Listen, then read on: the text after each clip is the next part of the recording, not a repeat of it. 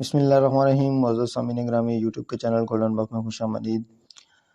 ہم بات کریں گے نظم کی اصناف کے بارے میں۔ تو آج کی نظم کی جو صنف ہے وہ ہے تضمین۔ تضمین کسے کہتے ہیں؟ تضمین کا مادہ ضمن سے ہے اور تضمین کے لغوی معنی ہے ضامن کرنا۔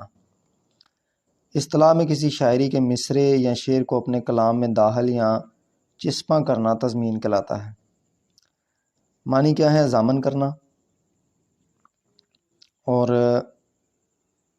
اصطلاح میں کسی شاعر کے مصرعے یا شعر کو اپنے کلام میں داخل یا چسپاں کرنا تضمین کہلاتا ہے۔ یعنی کہ ایک شعر جو ہے وہ اپنا ہے اور ایک مصرع جو ہے وہ اپنا ہے اور دوسرا مصرع کسی دوسرے شاعر کا لے لیا، یا اب ایک شاعر جو ہے وہ غزل یا نظم لکھ رہا ہے تو اس میں سے حوالے کے لیے یا کسی اور سلسلے میں وہ شعر جو ہے وہ اس کا ہاؤ بہو نقل کر لیتا ہے تو اسے ہم کیا کہیں گے؟ تضمین۔ مرزا غالب کا یہ معروف شعر دیکھیے جس میں بڑی خوبی سے تضمین کی گئی ہے۔ غالب اپنا یہ عقیدہ ہے بقول ناسخ، آپ بے بہرا ہے جو معتقد میر نہیں۔ تو کے بعد آ جاتا ہے آفاقیت۔ آفاقیت نظم یا نثر میں ایسے حقائق و معاملات کو پیش کرنا جن کا تعلق جو ہے وہ پوری دنیا سے ہو، آفاقیت کہلاتا ہے۔ یعنی کہ ایسے حقائق پیش کرنا، ایسے معاملات پیش کرنا جو آفاقی ہوں، یعنی کہ جن کا تعلق جو ہے وہ پوری دنیا سے ہو، آفاقیت کہلاتا ہے۔ جس شاعر یا ادیب کے جس فن پارے میں یہ خصوصیت پائی جائے وہ آفاقیت کا حامل ہوگا۔ مثال کے طور پر مرزا غالب کے یہ دو شعر ملاحظہ کیجیے۔ ان شعروں میں انسانی جذبوں اور احساسات کا ایسا فنی اور جمالیاتی اظہار ہے جو جغرافیائی حدود سے نکل کر کل کائنات، کل نوع انسانی کی ترجمانی کرتا ہوا نظر آتا ہے۔ رنج سے ہوگر ہوا انسان تو مٹ جاتا ہے رنج، رنج سے ہوگر ہوا انسان تو مٹ جاتا ہے رنج، مشکلیں مجھ پر پڑی اتنی کہ آساں ہو گئیں۔ تو یہ ہزاروں خواہشیں ایسی ہیں، ہر خواہش پہ دم نکلے، بہت نکلے میرے ارماں لیکن پھر بھی کم نکلے۔ اس کے بعد آ جاتا ہے جی امائیت۔ ایما کے لغوی معنی ہیں اندیا، غمزہ یا رمز و اشارہ کے۔ اصطلاح شعر کی روح سے کلام میں واقعات و واردات قلبی پر محض فکری اشارے دے کر آگے بڑھنا امایت کہلاتا ہے۔ تو اس میں کیا ہے کہ اندیا دینا، اشارہ دینا امایت ہے۔ اصطلاح میں کیا ہے؟ شعر میں واقعہ ہے یا کوئی روداد قلبی ہے، اس میں کیا ہے؟ ایک فکری اشارہ دے کر شاعر جو ہے وہ آگے بڑھ جاتا ہے تو اسے کیا کہتے ہیں؟ امایت۔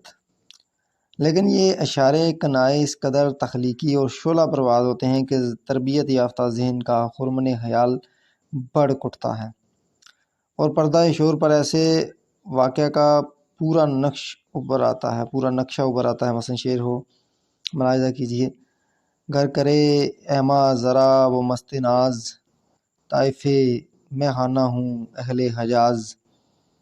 دنیا بھر کی عظیم شاعری میں امایت اپنی پوری قوت کے ساتھ کار فرما ہے۔ اردو شعری سرمایہ میں خصوصاً غزل رموز و امایت کی خاصیت کی بنا پر روز اول سے لائق توجہ اور مقبول ترین صنف سخن رہی ہے۔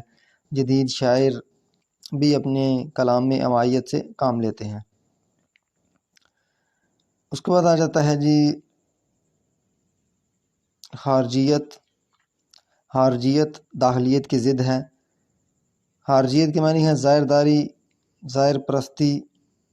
ادبی اصطلاح میں خارجیت کا مفہوم یہ ہے کہ کلام میں ظاہری حسن و جمال کے بیان، سراپا نگاری اور محبوب کے خد و خال کی تصویر کشی پر زیادہ زور دیا جاتا ہے۔ یعنی کہ خارجیت کیا ہے؟ داخلیت کی ضد ہے۔ اس کے معنی کیا ہے؟ ظاہری اور ظاہر پرستی کے ہیں۔ اور ادبی اصطلاح میں کیا ہے کہ یہ کلام کی ظاہری حسن و جمال کے بیان، سراپا نگاری، محبوب کے خد و خال اور تصویر کشی پر زیادہ زور دیتا ہے۔ حاریت دراصل بیرون بینی ہے اور بالعموم یہ اصطلاح دبستان لکھنؤ کی شاعری کی خصوصیت بیان کرتے ہوئے استعمال کی جاتی ہے، یعنی کہ جو بیرونی ماحول ہے اس کی یہ عکاسی کرتی ہے جو شاعری، وہ خارجیت ہے۔